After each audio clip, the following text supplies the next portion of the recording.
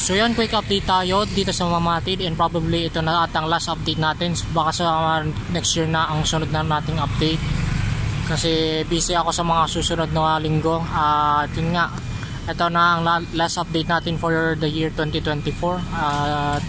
Ito nga ang kasalukuyang ganap dito sa launching country ng PNR NSCR dito sa Barangay Mamatid, Cabuyao, Laguna.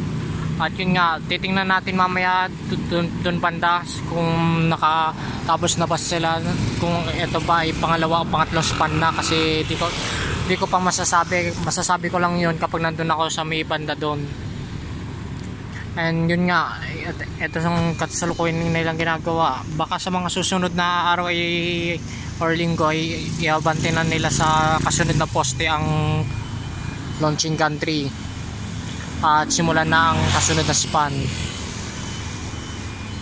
Anyways, punta tayo doon.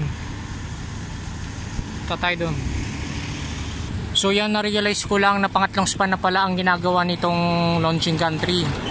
Medyo mabilis rin kahit papano ang paggawa dito ng HDJB or Hyundai Dongad joint venture dito sa contract package S06. At yun nga, ito ang nakalutang na segmental box girder. Ang bilis pala maggumawa dito sa part na to. Also starting January, i-update ko na rin ang sa every 2 weeks ng Thursday sa Cabuyao Bayan area. Yun nga, kasi nga may launching country na doon at ready for installation ako din sa mga nababalitaan ko. And yun nga, nakatatlong span na sila dito sa launching country, and siguro kapag natapos na sila sa paggawa sa loob ng sa loob ng mga segmental box girders na to sa mga span, ay sisimulan na ililipat na nila sa pang-apat na span ang launching country.